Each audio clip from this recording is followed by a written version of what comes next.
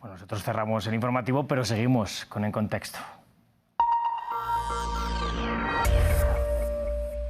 Bueno, para quien no conozca esta nueva casi sección de France 24, aquí en Contexto nosotros damos perspectiva a una de las noticias de la agenda noticiosa y para ello me está acompañando esta mañana mi compañera El María Angulo. Bienvenida al estudio. Gracias, Rodrigo, por recibirme. Iniciamos en Contexto con un tema que ocupa las miradas de la prensa internacional y también de la comunidad acerca del envío de tropas norcoreanas hacia territorio ruso. Muy interesante porque además este miércoles hemos conocido otra noticia de peso, ¿verdad? Y es que Estados Unidos y la OTAN por primera vez han indicado que tienen pruebas de esta presencia de tropas norcoreanas en territorio ruso. Ucrania dice que irían a luchar precisamente a la guerra en su país tras la invasión de Rusia. Pero ¿qué datos debemos saber para entender por qué este traslado preocupa al mundo, El María? Bueno, Rodrigo, para entender por qué este traslado de los militares norcoreanos se convierte en un motivo de preocupación global en materia de seguridad, primero debemos empezar por identificar esta como una muestra de respaldo militar, como un impulso a la escalada de la guerra en Ucrania que, recordemos, inició el 24 de febrero del año 2022. Pues, Rodrigo, de acuerdo con expertos, el hecho de que Corea del Norte emerja como una suerte de aliado clave en Rusia en la invasión del territorio ucraniano no solo intensificaría la magnitud del conflicto ya en marcha al aumentar las tensiones en la región, sino que de alguna manera alentaría a Corea del Sur a que también se inmiscuyera en combates a favor del frente contrario y con ello brindaría una oportunidad militar a que estas dos Coreas sigan en la confrontación histórica que ya sabemos que tenemos, pero en otro escenario. También se tiene en cuenta que se lleva a Rusia y a Corea del Norte este envío de tropas a aislarse cada vez más de Occidente y esto da paso a lo que analistas han señalado como una suerte de alianza de guerra en Europa y Asia.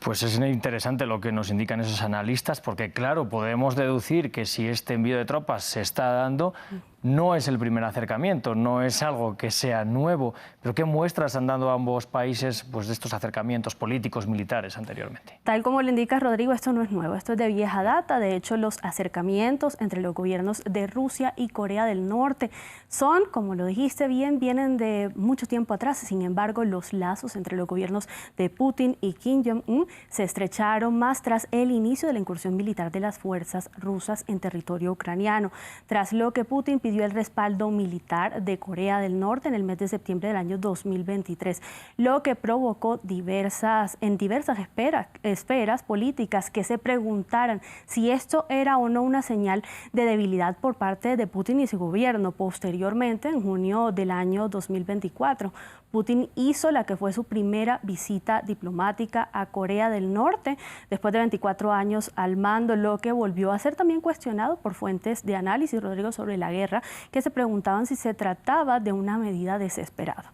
Desde ese momento, de hecho, comenzó a hablarse también finalmente de si los arsenales norcoreanos de la época soviética terminarían por alimentar la maquinaria militar en Rusia. Bueno, y es que vimos incluso al inicio de la guerra que se usaron también tanques antiguos de la época soviética por parte de Rusia. Pero claro, hablábamos de esa visita a Corea del Norte y en ese momento pues habló también de realzar acuerdos. ¿Podría tener también algún tipo de implicación en lo que estamos viendo ahora? ¿Y qué saca Corea del Norte? Bueno, Corea del Norte sin duda ganaría no solo un aliado globalmente reconocido, que ya lo sabemos lo son, pero también debemos dar paso a una de las imágenes que ocuparon, Rodrigo, la cobertura internacional y que fueron del abrazo polémico que se dieron Putin y Kim Jong-un en el aeropuerto de Pyongyang tras la llegada del líder ruso a Corea del Norte en junio de este año y que también dejó en el tintero la pregunta de si se trataba de algo más de cooperación, amistad o armas. En esa línea, Rodrigo, debemos poner en contexto lo que ha sido indicado por Putin en una carta que se dio en la misma fecha en el marco de esta visita diplomática en la que él indicó que se desarrollarían mecanismos alternativos de comercio y acuerdos mutuos que no estuvieran controlados por Occidente y que resistieran a lo que calificó como restricciones unilaterales y legítimas en referencia a las acciones de Occidente. Cada vez más vemos cómo se aíslan con este envío de tropas que sin duda marca un paso a lo que ya se presumía que iba a pasar. Dos de los países que ahora mismo son de los más aislados en todo el mundo, aunque Rusia es verdad que todavía mantiene muchas relaciones internacionales con países, sobre todo en vías de desarrollo. Pero quería preguntarte, El María, has hablado antes de ese armamento soviético. ¿Podríamos estar viendo también algo al respecto? Sí, sin duda expertos como Nutka Carranza, que es profesora de estudios públicos de la Universidad de Baltimore, analiza un poco también cuál es la implicación y la incidencia de este armamento que me mencionas de la época soviética y qué intención clara tendría también Kim Jong-un a través de qué ganaría con esta lealtad con su aliado y con esta muestra de disposición de apoyo militar. Escuchemos lo que dice la experta al respecto. Esta situación es una situación muy grave, mucho más delicada de lo que hemos visto en los anteriores de 2 años en la guerra entre Rusia y Ucrania.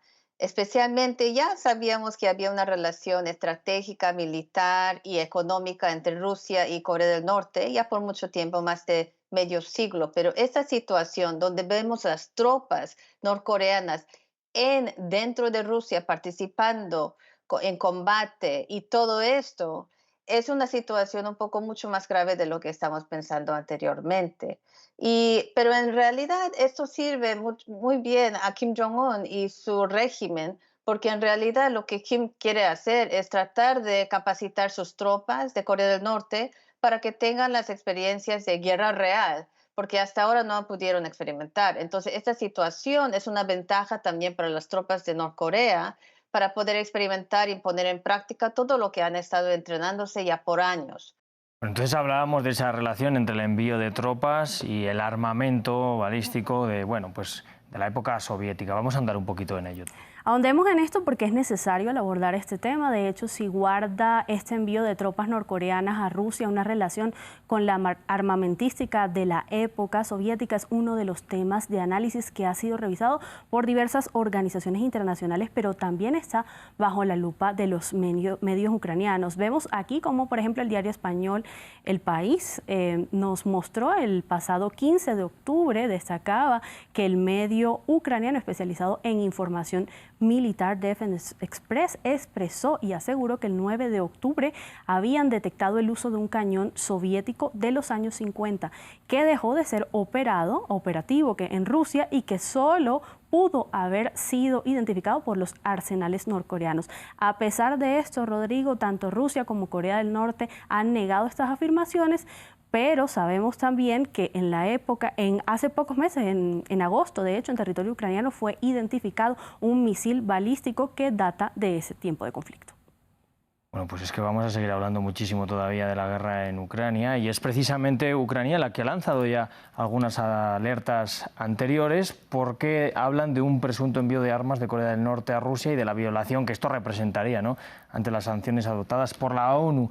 ¿Con esta acción se aíslan todavía más estos gobiernos? Claro que sí, se aíslan más y como tú dices, hay mucha tela por cortar en el análisis de este tema. De hecho, la transferencia de armas de Corea del Norte a Rusia, de acuerdo con organizaciones defensoras de derechos humanos, incurriría en una presunta violación de las sanciones que ya han sido adoptadas por parte de la ONU en contra del gobierno ruso de Vladimir Putin y de Corea del Norte. En este caso, lo que harían sería abrir una puerta y de paso permitir que se estudie la injerencia de un tercero en este conflicto que, como ya sabemos, no es lo ideal y no está permitida, lo cual alimentaría las tensiones en la región. Que es precisamente de lo que nos hablaba hoy Estados Unidos, ¿no?, alerta de que, por primera vez un tercer ejército podría entrar en esta guerra. Así es, y la injerencia pondría en riesgo a muchas naciones. Pues El María Angulo, muchísimas gracias por estar con nosotros esta mañana. A ti, Rodrigo, por recibirme. Nosotros vamos a despedir ya esta franja informativa en France 24, pero les dejamos con la crónica del día.